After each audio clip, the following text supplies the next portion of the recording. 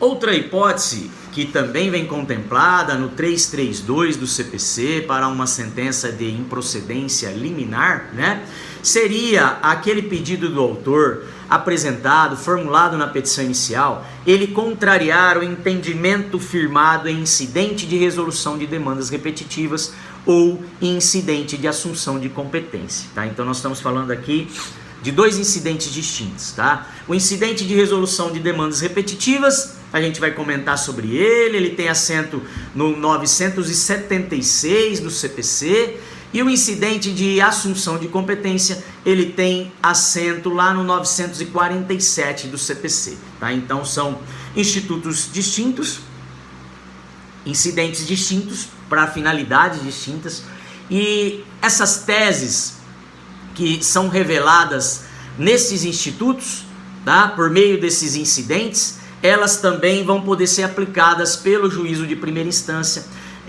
quando a tese for contrária ao pedido formulado pelo autor na inicial, o juízo de primeira instância vai poder julgar a ação desde logo, ou seja, de maneira liminar, improcedente, ok? Incidente de resolução de demandas repetitivas, está lá no 976 do CPC, né? O 976 do CPC, ele menciona o seguinte com relação a este incidente: é cabível a instauração do incidente de resolução de demandas repetitivas quando houver simultaneamente, ou seja, ao mesmo tempo, esses dois requisitos. Inciso 1, a efetiva repetição de processos que contenham controvérsia sobre a mesma questão unicamente de direito, ou seja, processos que dispensem a fase instrutória, processos que basta a prova documental para comprovação do direito, tá? Então são processos aí que tratam de uma mesma questão unicamente de direito, certo? E eles devem se repetir, então deve haver a efetiva repetição, ou seja, processos em massa, né? Ações em massa que se repetem para a discussão de uma mesma questão puramente de direito, né? E ainda o segundo requisito, risco de ofensa à isonomia e à segurança jurídica, tá? Então aquela possibilidade de processos idênticos, processos que tratam de questões idênticas, puramente de direito, né? Possibilidade deles terem julgamentos divergentes, né? Possibilidade então de ofensa à igualdade, à isonomia, porque um mesmo processo, ou melhor, processos distintos, mas que tratam de um mesmo direito, né? Poder ter julgamentos distintos, um pela procedência, outro pela improcedência do direito, tá? Então nesse caso ofenderia a igualdade, a isonomia. E da mesma forma, ofensa à segurança jurídica, como eu já comentei, traz insegurança a gente saber que um determinado processo, né, se ele cair, por exemplo, na segunda turma do tribunal, ele poderia ter uma sentença favorável, né, uma decisão em seu favor. Já se o processo for distribuído para a primeira turma do tribunal, ela entende de maneira divergente e a decisão poderia ser pela improcedência, tá? Então isso traz uma insegurança jurídica no sentido de não saber se a parte tem direito ou não, uma vez de que há um julgamento divergente dentro do próprio tribunal, dentro do próprio poder judiciário, tá? Isso não só no tribunal, mas junto aos juízes de primeiro grau também. Traz insegurança jurídica eu saber que cada um pode entender de uma forma, tá? Então, esse incidente, ele tem essa finalidade, né, de as instâncias superiores, né, poderem delimitar qual é o entendimento firmado a respeito daquela mesma tese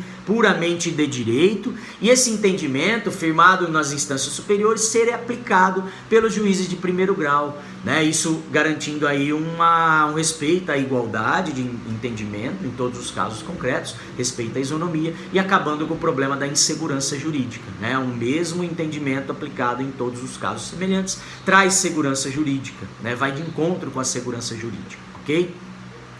Então os requisitos para esse tipo de incidente é quando houver concomitantemente a repetição de processos, né, que tratam de uma mesma matéria puramente de direito, e ainda risco de ofensa à isonomia e à segurança jurídica, tá? Esses pressupostos da multiplicação de demanda, né, questão puramente de direito e risco de ofensa à segurança jurídica e à isonomia, eles devem ser observados. Esses são os pressupostos para que esse incidente de resolução de demandas repetitivas seja admitido, tá?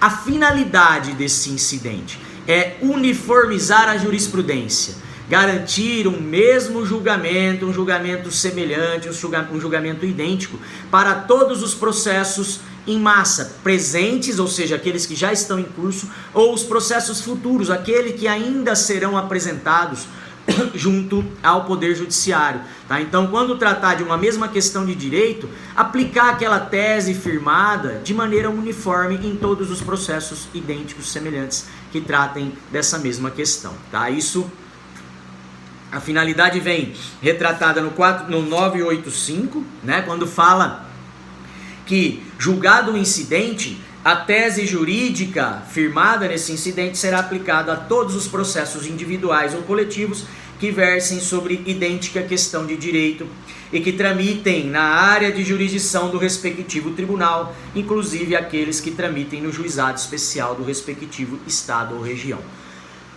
Então, se for um incidente no Tribunal de Justiça de São Paulo, eu vou dar exemplo aqui na sequência de um incidente que foi decidido no âmbito do TJ, a tese revelada no Tribunal de Justiça será aplicada em toda a área de jurisdição do Tribunal de Justiça, tá? Nos processos individuais e coletivos, inclusive os processos do juizado especial, né, do Estado de São Paulo, tá?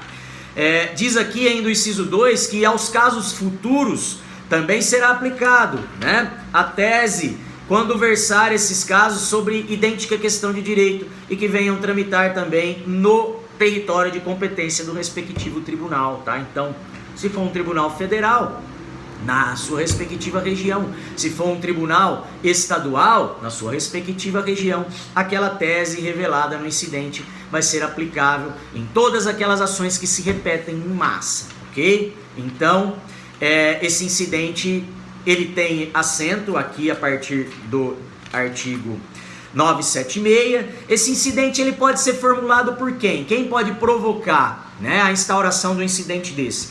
O 977 diz que pode ser o juiz ou o relator, então pode ser desde o juiz de primeiro grau, provocar a formação desse incidente para que o tribunal decida então as teses a serem aplicadas em primeira instância.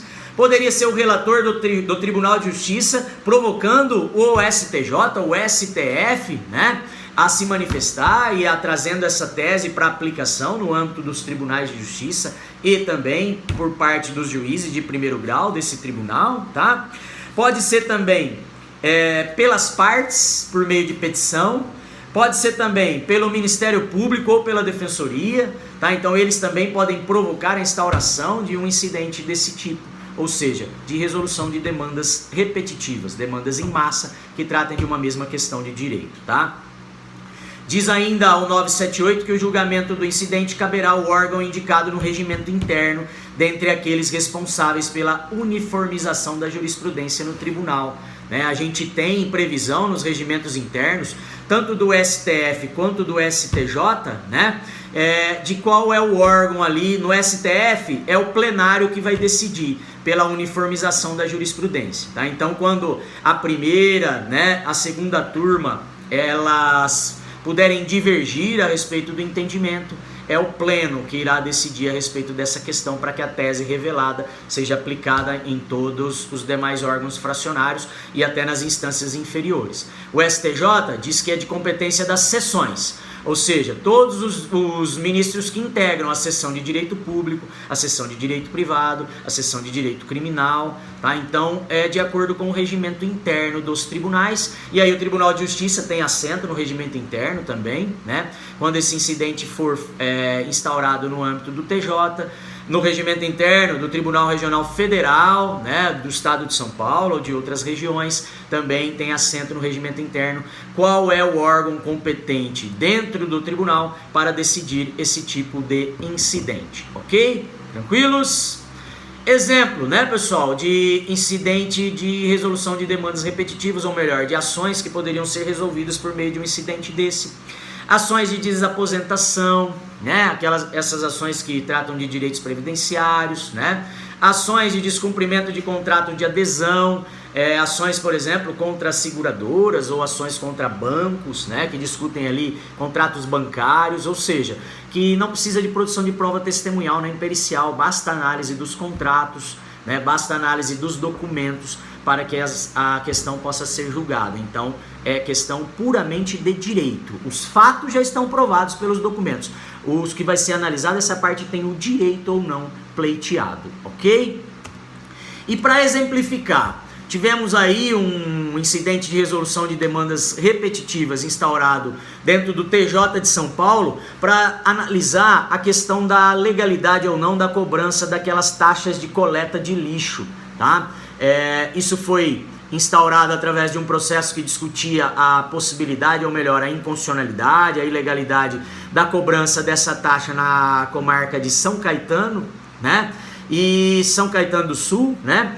E foram ali analisadas então pelo TJ, tá? E o TJ acabou revelando uma tese, firmando uma tese nesse incidente para ser aplicada então em todos os processos dentro do Tribunal de Justiça. Processos presentes, processos futuros que tratam da mesma questão de direito, ou seja, direito de cobrar ou não a taxa de coleta de lixo, tá? E o entendimento, a tese firmada é que essa cobrança ela é legal, não há nada de inconstitucional nas leis municipais que lá em São Caetano do Sul criaram essa possibilidade de cobrança no âmbito daquele município dessa taxa de coleta de lixo, tá? Então, ações que vão discutir, ações que já estavam em curso ou ações futuras que vai discutir essa mesma questão de direito, da legalidade, da inconstitucionalidade da cobrança da taxa de lixo. O juiz de primeiro grau, se o pedido do autor for contra, né, o pedido do autor dizer que a cobrança é ilegal, o juiz de primeiro grau ele vai poder desde logo proferir uma sentença de improcedência liminar, tá? Porque o Tribunal de Justiça de São Paulo, a respeito do direito local, né, pessoal, ele é competente para analisar essa matéria, né, de legislação municipal, né, então de direito local. E se o Tribunal de Justiça já formou uma tese nesse incidente de resolução de demandas repetitivas que a cobrança dessa taxa de lixo ela é legal, o juiz de primeiro grau, por economia processual, já pode proferir logo uma sentença de improcedência liminar, ok? Tranquilos? Voltamos no próximo vídeo. Obrigado.